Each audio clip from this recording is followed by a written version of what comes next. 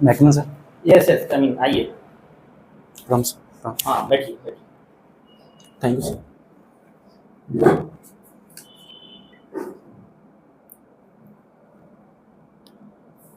अच्छा, ये बताइए कि आप ब्लॉक एग्रीकल्चर ऑफिसर बनने जा रहे हैं। यह पद किस विभाग के अंतर्गत आता है? सर ये कृषि विभाग के अंदर आता है। कृषि विभाग। यस। अच्छा, ये कृषि विभाग में इसके सबसे हेड कौन होते हैं विभाग के? सब विभाग के हेड, सबसे हेड कृषि मंत्री होते हैं। बिहार में अभी कौन है कृषि मंत्री? माननीय विजय कुमार सिन्हा। किस विधानसभा से? सर वो सिवान से हैं, सिवान विधानसभा से। कन्फर्म है? सर कंफर्म तो नहीं, मतलब मुझे लगता है आपने कंफर्म बताया है। सिवान। अच्छा, ठीक है। और ब्यूरोक्रेट्स में सबसे टॉप लेवल पे कौन अधिकारी होते हैं कृषि विभाग में? सर चीफ सेक्रेटरी होते हैं। Chief secretary yes. या secretary? Chief secretary. Chief secretary तो पूरे एडमिनिस्ट्रेशन के हेड होते हैं। चीफ सेक्रेटरी एक ही होते हैं। यस सर, एक ही होते हैं। ठीक है ना? जैसे सेक्रेटरी होते हैं, कौन है सेक्रेटरी? संजय कुमार अग्रवाल, श्री संजय कुमार अग्रवाल। अच्छा, बताइए कि BAO जब फुल फॉर्म क्या होता है? Block agriculture officer.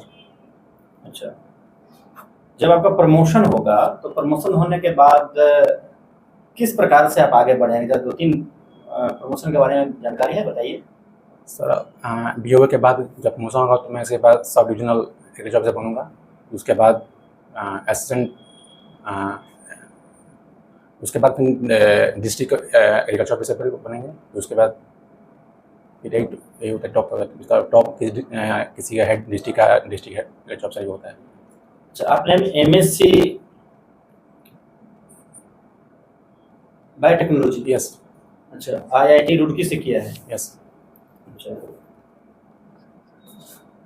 ये बायोटेक्नोलॉजी का क्या इस्तेमाल होता है एग्रीकल्चर में, या कौन कौन सी विधियां हैं, कौन कौन से प्रोसेस हैं बायोटेक्नोलॉजी का जो एग्रीकल्चर से डायरेक्ट रिलेटेड है? सर बायोटेक्नोलॉजी से हम करते क्या है, किसी प्लांट का जो जेनेटिक मेकअप है उसको बदल के हम अपने इंटरेस्ट अनुसार उसमें हम बदलते हैं ताकि हाई यील्डिंग हो सके।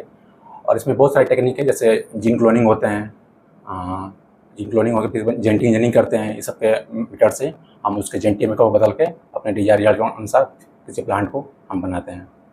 अच्छा, कोई ऐसा प्लांट का नाम बताइए जिसमें जीन इंजीनियरिंग के द्वारा 2 अलग अलग प्लांट को मिलाकर एक प्लांट तैयार किया गया।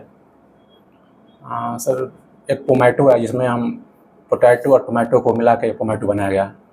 इसके अलावा एक गोल्डन आइस आता है, जिसमें विटामिन ए की मात्रा होती है। और गोल्डन आइस भी एक जीएम क्रॉप है सर। एक बीटी ब्रिंजल पहले सुना होगा आपने? Yes sir. और उसमें बहुत सारे कुछ कंस्टेंट्स भी आए थे, सुनने को मिला था। वो क्या प्रॉब्लम था उसमें? सो बीटी ब्रिंजल में क्या करते हैं कि जो बीटी होता है एक बैक्टीरिया से हम उस जीन को उसमें ट्रांसफर करते हैं। तो जो जीन होता है वो कीड़े के जो गट होता है उसको मार देता है। तो इसमें एक सर दिक्कत है कि अगर हम कोई इंसान खाता है तो हो सकता है कि इंसान को भी कोई दिक्कत करे, इसलिए उसको बैन कर दिया गया है। अच्छा, तो बहुत अच्छी बात है कि आपने IIT रुड़की से बायोटेक्नोलॉजी में MSc किया है। यस। तो ये बात तो बताइए कि ब्लॉक लेवल पर जब आप काम करेंगे यस। एज ए BAO, तो वहाँ इस बायोटेक्नोलॉजी के ज्ञान का इस्तेमाल किस प्रकार से करेंगे? कुछ पॉइंट में बताइएगा। सर जैसे जो भी रिसर्च हुए हैं लैब में उसको मैं लैंड पे उतारने की कोशिश करूँगा और किसान को मैं बताऊँगा फ़ायदे क्या हैं। ये बायोटेक जो जो जेनेटिक मॉडिफाइड क्रॉप होते हैं उनके यूज करने के क्या फ़ायदे हैं, ये यूज करने से जो उनके इनपुट्स है वो कम होंगे, इनमें उनका फ़ायदा होगा। इस प्रकार से जो ये सब जानकारी है बायोटेक का मैं फार्मर के साथ। ग्रामीण लोगों को आप जागरूक कैसे करिए? ये लोग तो थोड़ा सा लोग होते हैं कि भाई तो नया नया चीज़ है, उससे वो अवेयर नहीं होते हैं या उससे दूरी बनाकर रखना चाहते हैं अपने आप को। तो इसके लिए हम पहले फील्ड ट्रायल करके उनको दिखा देंगे। अगर कोई नॉर्मल क्रॉप है, नॉर्मल कोई सीड है और उसे करते हैं तो मैं इतना हमें यील्ड आ रहा है, इतना इनपुट आ रहा है, वही अगर ये लगाएंगे तो इतना आ रहा है। अगर सामने से देखेंगे तो उनको विश्वास होगा। तो नहीं हो सकता है कि आपको विरोध करें, एजिटेशन हो जाए, हंगामा भी कर सकता है लोग आपके खिलाफ कि हम गलत बता रहे हैं। ये नहीं तो परंपरागत खेती को जो ट्रेडिशनल एग्रीकल्चर है उसमें डिस्टर्ब कर रहे हैं नए BO साहब। नहीं तो सामने वो देखेंगे ना रिजल्ट क्या है। अगर सामने देखेंगे तो उनको पूरा विश्वास हो जाएगा। जब उनका इनपुट कम रहेगा, उनका जो भी कॉस्ट उनका कम रहेगा, तो जैसी बात है वो सर वो उसको अपनाने की कोशिश करेंगे। उनको फ़ायदा हो। आप आईआईटी से पढ़े हैं, यस। आप मुझे बताइए कि जिस तरीके से क्लाइमेट चेंज अपनी बड़ी रूप ले रहा है, इस कारण से खास करके जो कृषि अर्थव्यवस्था है इस पर ज़्यादा प्रभाव पड़ रहा है, क्योंकि भारत की एक बड़ी जनसंख्या कृषि से जुड़ी हुई है। इसलिए हमें यह समझना होगा कि आखिर हम ऐसा कौन सी बीज का निर्माण करें या किस प्रकार की फसल पैटर्न को अपनाएं ताकि कृषि अर्थव्यवस्था को जलवायु परिवर्तन या जलवायु संकट किसी तरह से प्रभावित न करे, ताकि खाद्य सुरक्षा सुनिश्चित रहे। क्या आप कुछ बता सकते हैं? हाँ सर, इसके लिए हम अगर जो ऐसे क्रॉप हैं जो हाई टेम्परेचर में टॉलरेट कर सकते हैं, उसका हम फॉर एग्जाम्पल जैसे मोटे अनाज है, मिलेट्स हैं, इनको हम अपने क्रॉप पैटर्न में इसको अपना सकते हैं। इसके अलावा जो बायोटेक के द्वारा जो नए नए जो वैरायटी बनाए जा रहे हैं जो कि हाई टॉलरेंट हैं टेम्परेचर से, सैलिनिटी से और बहुत सारे जो भी वाटर लॉगिंग से, इनका भी हम उसको यूज़ कर सकते हैं ताकि जो क्लाइमेट चेंज हो रहा है उसको हम ओवरकम कर सकें। तो सवाल अब ये आ रहा है कि अब जो हम नए बीज बनाएंगे और उससे जो नए प्रकार की जो फसल उत्पादन होगा, क्या लोग उसे अपना पाएगा? जैसे कि अभी देखा गया है मीडिया रिपोर्ट में कि जब सरकार द्वारा जब मोटे अनाज दिया जाता है वो पीडीएस के माध्यम से, तो लोग लेना नहीं चाहता है कि नहीं हम इसे नहीं खाएंगे क्योंकि उसको हैबिट नहीं है खाने का। तो क्या लोग उसे अपना पाएगा, नए फसल को पाने में कर पाएगा? सर अभी क्या है कि अभी थोड़ा अवेयरनेस की कमी है और आप बताएंगे क्या कि मोटे अनाज से क्या क्या फ़ायदे हैं। पहले तो उनका इनपुट्स कम लगेगा उस उगाने में, उसका क्या क्या फ़ायदे हैं। जैसे मोटे अनाज में जो ग्लूटेन होता है वो कम होता है, जो गेहूं में अधिक होता है। इसमें डायबिटीज़ की खाने से डायबिटीज़ की कम होती है। जो सब फ़ायदा अगर दिखाएंगे तो वो अपना बिल्कुल अपनाएंगे सर, मुझे लगता है। तो क्या आप ऐसा मानते हैं कि भारत का क्लाइमेट डिप्लोमेसी विकास से प्रभावित रहा है? क्लाइमेट डिप्लोमेसी विकास से प्रभावित रहा, हाँ सर, कहीं ना कहीं बोल सकते हैं, क्योंकि जहाँ विकास होता है तो जहाँ विकास होता है वहाँ पर क्लाइमेट तो अफेक्ट आता ही है। नहीं, कहने का मतलब ये है कि जो भारत सरकार की जो अप्रोच रहा है वो डिप्लोमेटिक लेवल पर कि नहीं हमें विकास करना है, हमें क्लाइमेट को भी नहीं चिंता करनी है, क्या ऐसा रहा है क्या? सर ऐसा हम पहले स्टार्टिंग में बोल सकते हैं, लेकिन अब ऐसा नहीं रहा। अब जो भी सरकार हैं पहले क्लाइमेट को देखते हुए अब जो भी स्टेप ले रही हैं, लेकिन स्टार्टिंग में हम पहले बोल सकते हैं क्योंकि स्टार्टिंग में हमारा मेन मोटिव था डेवलपमेंट करना, तो उसमें कहीं ना कहीं सरकार ने वो इसको किया, लेकिन अब सरकार ने उसको आगे उसको फोकस करके जो भी नीतियाँ बना रही हैं क्लाइमेट को देखते हुए। अभी हाल ही में सुप्रीम कोर्ट के द्वारा इलेक्टोरल बॉन्ड योजना को रद्द कर दिया गया, लेकिन सवाल यह है कि आखिर पार्टी वाले पैसा कहाँ से लाएंगे? कोई तो व्यवस्था होनी चाहिए फंडिंग की। तो क्या आपके पास कोई ऐसी योजनाएं हैं, कोई रोड मैप है जो बता सकते हैं कि पार्टी के लोगों को इस प्रकार की योजना बनाना चाहिए और इस तरीके से इलेक्टोरल फंडिंग करनी चाहिए ताकि उसमें ट्रांसपेरेंसी बने रहे, जनता में विश्वास रहे? क्या हो सकता है ऐसा कुछ? सर जो इलेक्ट्रॉनल बॉन्ड था उसको हम इसको मॉडिफाई करके बस ये कर दें कि जैसे उसमें था कि हम कौन दे रहा है उसका हम नाम नहीं उजागर करते, उसको हम ऐसा कर दें कि नहीं उसमें हम ये पता कर सकते हैं पब्लिक की कौन दे रहा है, बाकी वही रहा है। तो इससे दिक्कत ये आएगा ना, जैसे मान लीजिए कि हम ये पार्टी को पैसा दिए हैं, अभी मान लीजिए ए पार्टी सत्ता में, मुझे कोई दिक्कत नहीं, लेकिन जब बी पार्टी सत्ता में आएगी तो हो सकता है मुझे परेशान भी कर सकती है, ऐसा तो हो सकता है ना? हाँ सर, हो सकता है। इसका क्या सोल्यूशन होना चाहिए सर? इसके लिए इसको भी मैं नहीं सोच पा रहा हूँ सर। अच्छा ये बताइए, बिहार कुछ कृषि उत्पादों में अग्रणी राज्य है। यस। तो कुछ कृषि ऐसे उत्पाद के नाम बताइए जिसमें बिहार अग्रणी है। बहुत सारे सर उत्पादन से पहला मखाना अग्रणी है, उसके बाद ओकर भिंडी में आ गए हैं, उसका अमरूद गुआवा में है, इसके अलावा फिर आपके जो बहुत सारे फ्रूट एंड वेजिटेबल्स में आ गए हैं, लेकिन मेन जो ये सब है इसमें वो आ गए हैं। अच्छा, एक होता है सॉइल टेस्ट। यस। किस टाइप से सॉइल टेस्ट किया जाता है? सर सॉइल टेस्ट करने के लिए बहुत सारे मेथड हैं, जैसे नाइट्रोजन चेक करने के लिए बहुत सारे एक जेलडार मेथड आता है, उसे चेक करते हैं, और फिर उसके लिए एक ऑनलाइन पोर्टल ही बनाया गया है सर, उसका भी नाम नहीं कर पा रहा हूँ, जो उसको सॉइल टेस्ट कर, जो कि मतलब 10 या 15 मिनट में वो आपका सॉइल टेस्ट का रिजल्ट दे देता है। सॉइल टेस्ट के क्या क्या बेनिफिट्स हैं? सर सॉइल टेस्ट हम सही बेनिफिट है कि अगर सॉइल टेस्ट करा लें तो मुझे पता हो जाएगा कि उस सॉइल में कौन सा ऑलरेडी है, तो उसके अनुसार हम अपने जो भी दे रहे हैं खाद उसको हम अकॉर्डिंग उसको हम अपने अनुसार उसको दे सकते हैं। जैसे कोई अधिक है तो हम कम करके देंगे, इससे हम फर्टिलाइजर का वेस्टेज कम होगा। सिर्फ फर्टिलाइजर के बारे में ही देखेंगे और कुछ भी देखते हैं? और भी जैसे ह्यूमस हो गया, उसमें कुछ माइक्रो ऑर्गेनिज्म हो गया, जैसे ऑर्थोम्स हो गया, जो भी उसको भी हम वहाँ से देख सकते हैं सर। अच्छा, सॉइल बेस्ड किस क्रॉप की खेती की जाएगी, ये तो प्राइमरी रूप से देखना पड़ेगा ना। यस। ठीक है। अच्छा, कृषि का कुछ विवाद है भारत और वर्ल्ड WTO में, Yes. ठीक है, क्या विवाद है, कुछ जानकारी है? सर विवाद यही है कि जैसे अमेरिका और ऑस्ट्रेलिया ने उन्हें क्लेम किया इंडिया पे कि जो इंडिया है वो शुगर के जो फार्मर उनको अधिक सब्सिडी दे रहा है, और इससे क्या होता है कि देने से जो ग्लोबल मार्केट है वो पूरा डिस्टर्ब हो जाता है।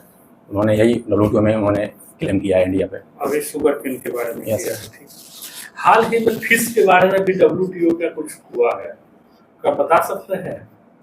मछली उत्पादन के लिए भी कुछ गाइडलाइन हुआ है, कुछ समझौता हुआ है? सर इसके बारे में अभी मुझे ध्यान नहीं आ रहा सर। अच्छा, ये बताइए कि भारत को कृषि अर्थव्यवस्था का रीढ़ कहा जाता है, Yes. क्यों कहा जाता है भारतीय अर्थव्यवस्था को कृषि का रीढ़? क्योंकि हमारे GDP में कहीं ना कहीं इसके बहुत इम्पोर्टेंट रोल रहा है। इसके अलावा जो हमारे लगभग पूरे GDP में तो बहुत कम रोल रहता है कृषि का, मात्र 17 से 18% है। सर अभी कम हो गया, क्योंकि अभी थोड़ा सर्विस सेक्टर बढ़ गया, लेकिन पहले जब देश आजाद हुआ उसमें अधिक था। और इसके अलावा सर जो भी हमारा जो देखें, अगर इंडिया लेवल पर देखें तो लगभग मोर देन 50% जो हमारा पॉपुलेशन है इसी पर डिपेंडेंट है, उनका जो जीविका पार्टनर इसी पर डिपेंडेंट है। और अभी क्या है कि हम इतने सक्षम हो गए हैं, आत्मनिर्भर हो गए हैं एग्रीकल्चर प्रोडक्शन में, इसलिए हम भारत को कृषि का रीढ़ का बोलते हैं। और एक शब्द बोलते हैं कि कृषि भारत में मानसून के साथ जुड़ा है। Yes sir. ऐसा 3 पॉइंट आप बताएं जिससे कि यह सिद्ध हो कि भारत में जो कृषि होती है वो मानसून के साथ जुड़ा है। सब पहला कारण ये है कि इसे जो भी हमारे साउथ इंडिया का जो पार्ट है वहाँ जो नदियाँ हैं वो सब मानसून पर डिपेंडेंट हैं। अगर मानसून में आएंगे तो वहाँ पानी होगा नहीं, तो पहला यही कि अगर नहीं होगा तो फिर वहाँ कृषि पर अफेक्ट पड़ेगा। सर दूसरा ये भी है कि इसके अलावा जो भी हमारे ग्लेशियर्स जो भी मतलब हमारा जो 12 माही जो नदियाँ हैं वो भी कहीं ना कहीं वो भी डिपेंड हो रही है, क्योंकि धीरे ग्लेशियर्स कम हो रही हैं तो वहाँ भी इफेक्ट पड़ेगा। और सर इसके अलावा जो भी अल नीनो और नीनो का जो इफेक्ट आता है वो भी कहीं ना कहीं हमारे उस पर अफेक्ट करता है कृषि पे। बहुत अच्छा। मुझे बताइए कि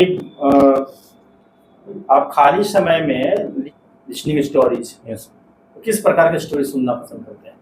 सर बहुत सारे, जैसे क्राइम अफेयर्स स्टोरी हो गया, जैसे कुछ फिर से बोलिए। क्राइम अफेयर्स स्टोरी हो गया, क्राइम अफेयर्स जैसे कोई crime affairs story. affairs। Yes sir. दूसरा कोई स्पाइंग वाली कहानी हो गई, स्पाइंग भी कहानी पसंद करते हैं। अच्छा, और कुछ? मेनली सर यही होता है, बाकी मेनली यही इस टाइप का कहानी सुनना पसंद करता हूँ। वॉलीबॉल भी खेलते हैं आप? यस ये वॉलीबॉल कहाँ से आया है इंडिया में? सर इसके बारे में कहीं नहीं सर, कहाँ से बताइए भी। कब खेलते हैं आप? अभी रोज खेलते हैं? अभी इसमें तो सर नहीं खेल पा रहा हूँ, क्योंकि अभी तो समय नहीं मिल पा रहा है। वॉलीबॉल के खेल और फुटबॉल, यस सर। इन दोनों में क्या टेक्निकल डिफरेंस है?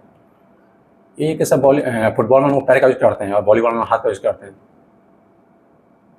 हेड का यूज करते हैं कि नहीं? हेड हेड, हाँ सर, हेड भी करते हैं, हेड भी, हेड और हाथ, हाँ हेड भी करते हैं सर, हेड और हाथ। अच्छा बताइए कि अब जब ग्रामीण क्षेत्र में आपका अपॉइंटमेंट होगा, यस सर, तो वहाँ क्या क्या चैलेंजेस आपको फेस करने पड़ सकते हैं? सर ग्रामीण क्षेत्र में बहुत सारे चैलेंज हो जाते हैं। फॉर एग्जाम्पल पहला कि वहाँ पे जो भी वहाँ पे लोग हैं, मतलब अगर वहाँ पे थोड़ा बहुत कहीं ना कहीं मुझे लैंग्वेज प्रॉब्लम हो सकता है, हो सकता है। क्या लैंग्वेज प्रॉब्लम? आप हिंदी जैसे जानते हैं? हिंदी जानते हैं तो, लेकिन मान लीजिए कि कहीं हम नॉर्थ बिहार चले जाए, वहाँ पर कोई मिथिला भाषा है तो मुझे उतना मिथिला भाषा नहीं आती है, तो वहाँ लोगों से बात करने में मुश्किल हो सकती है। लेकिन इसको मैं बाद में वो मतलब हो जाएगा, लेकिन थोड़ा स्टार्टिंग में दिक्कतें आ सकती हैं लैंग्वेज प्रॉब्लम का। दूसरा थोड़ा सा जो वहाँ के लोग हैं, अगर वो उनके पास टेक्नोलॉजी उतना नहीं पता होगा तो मुझे अगर बताना होगा तो थोड़ा भी टेक्नोलॉजी का भी प्रॉब्लम आ सकती है, क्योंकि उनको उतना टेक्नोलॉजी नहीं पता होगा। ठीक, ओके, बहुत अच्छा। You can go now. Thank you sir. Thanks.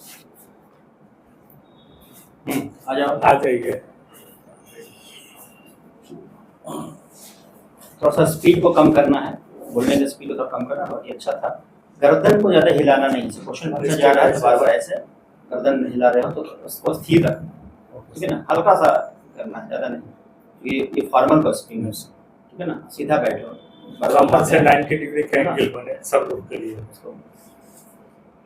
Question को रिपीट नहीं करना है। जो क्वेश्चन पूछा गया था, इन्होंने क्वेश्चन पूछा तो तुम उसको दोबारा रिपीट किए थे, क्वेश्चन को सुनना है ध्यान से, और अगर तुम नहीं समझे हो तो पूछना, pardon sir please repeat the question sir. तुम बोलोगे सर एक बार दोबारा क्वेश्चन बताया जाए, दोबारा क्वेश्चन बोला जाएगा, ठीक है।